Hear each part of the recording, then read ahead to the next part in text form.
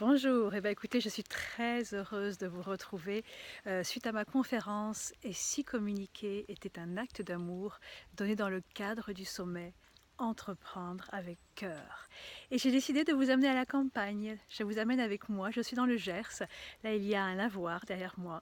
Je suis dans un petit village. Regardez comme c'est beau, on va faire un petit tour. Voilà, c'est la beauté du Gers, la campagne. Voilà, il ne fait pas super beau, mais c'est pas grave, c'est très agréable. Voilà. Bah oui, la nature, pour parler d'amour, je pense que c'est un cadre assez idéal. Donc, le bonus que je vous propose, je vais vous parler de 3 éléments assez précis. 3 éléments. Le premier, on me demande souvent lors des formations, mais comment est-ce qu'on peut faire? On est en réunion, on présente des éléments, on pense que tout le monde a compris et on se rend compte après coup que finalement, non. Non, ils sont partis avec une idée, moi je suis repartie avec une autre, et en fait, les choses n'ont pas été comprises. Et quand on me dit ça, je dois vous dire que je ne suis pas du tout surprise, parce qu'il y a beaucoup de confusion par rapport à la communication, et notamment, on part du principe que puisque l'on parle et qu'on fait usage de mots, on est entendu. Sauf que c'est beaucoup plus compliqué que ça. J'aime bien faire un exercice quand je travaille avec des groupes.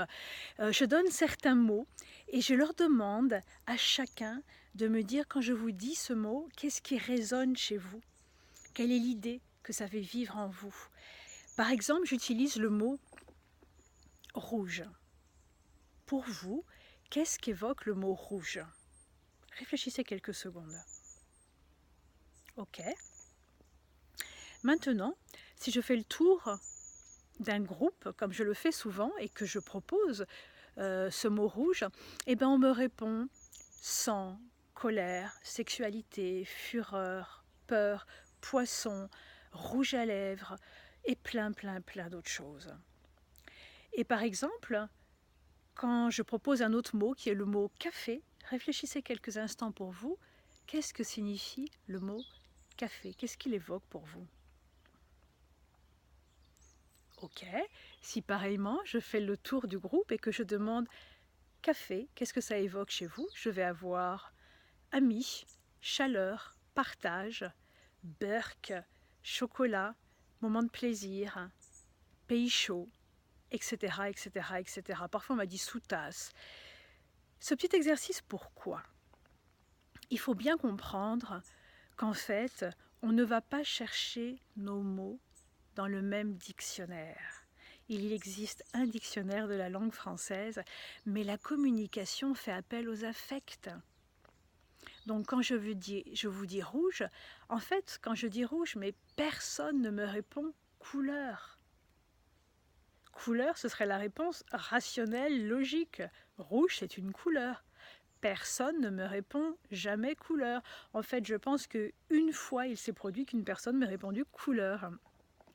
Parce que rouge, ça résonne à travers nos affects, à travers notre histoire personnelle, à travers l'expérience qu'on a eue avec ce mot. Et donc, chacun, nous avons notre définition du mot rouge ou café. Donc, quand vous utilisez le mot rouge, café ou d'autres mots lors d'une conversation, vous dites une chose, il y a une charge émotionnelle avec ce mot, mais chez la personne qui va l'entendre, la charge émotionnelle sera complètement différente, et donc le sens du mot. Donc, vérifiez tout le temps avec vos interlocuteurs, avec les gens qui vous écoutent, le sens qu'ils ont compris. Il faut tout le temps synthétiser, il faut tout le temps vérifier, il faut tout le temps poser des questions pour vérifier que finalement, nous nous situons sur la même rive du fleuve.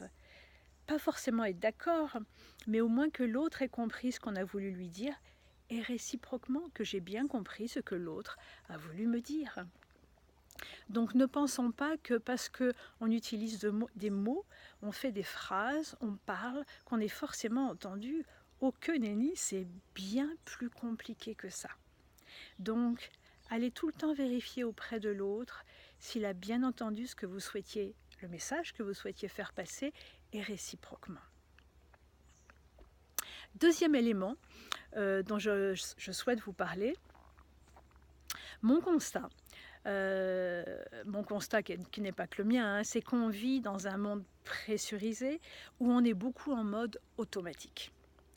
Par exemple, même quand on se présente aux autres, on dit bonjour Isabelle Colkings, vous allez me dire oui mais là vous exagérez, vous parlez un petit peu trop vite. Pas tant que ça. Même quand on se présente aux autres, on n'y est pas. On n'est pas présent. Bonjour, je m'appelle Isabelle Colkings et je suis... C'est ce qu'on fait généralement. Au téléphone, bonjour, on est sur des automatismes. Alors comment voulez-vous être entendu?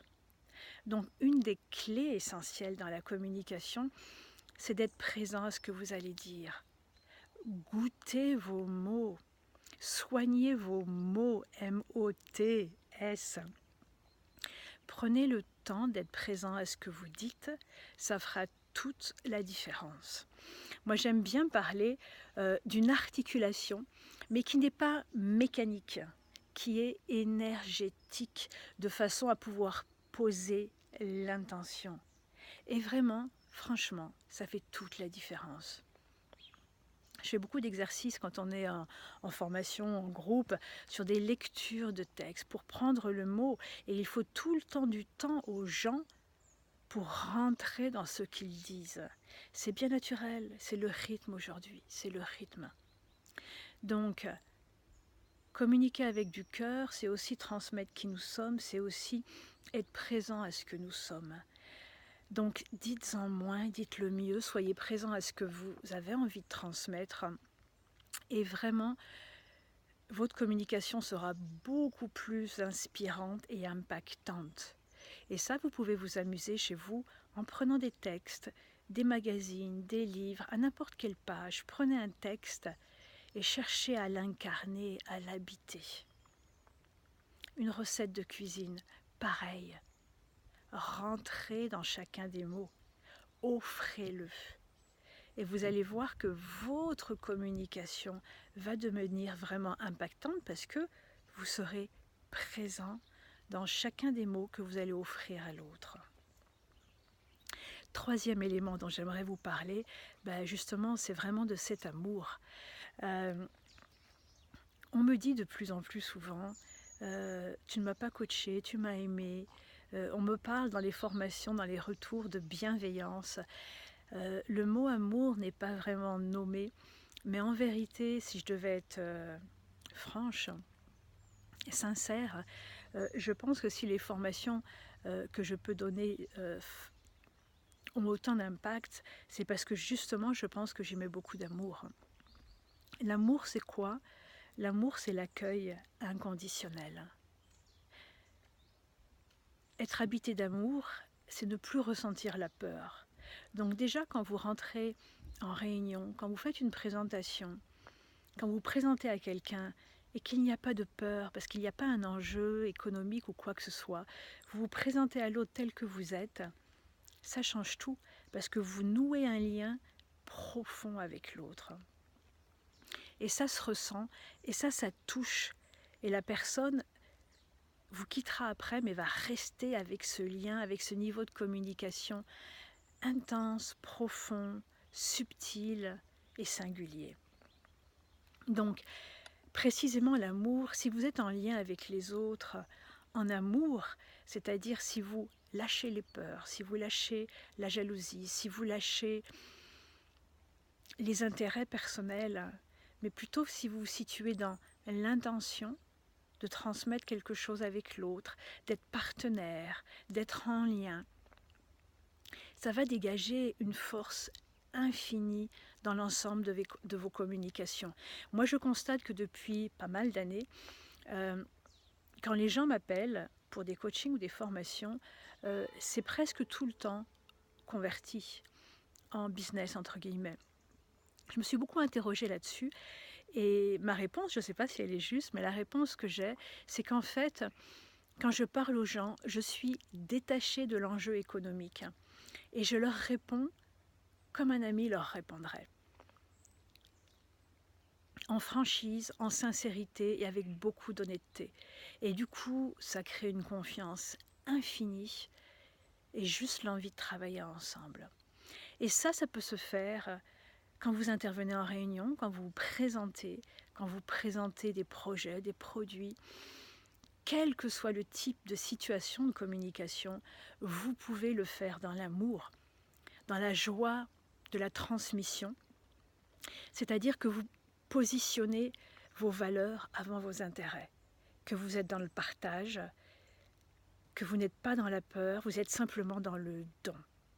Et ça change tout, ça transforme tout. Voilà, des petites pépites, 3 pépites.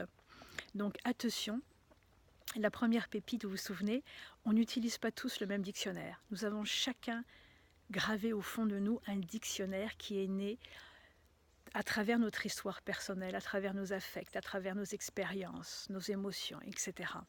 Donc quand on utilise un mot, il n'est pas entendu par l'autre de la même façon que nous avons souhaité lui offrir. Donc attention, nous avons chacun un vocabulaire.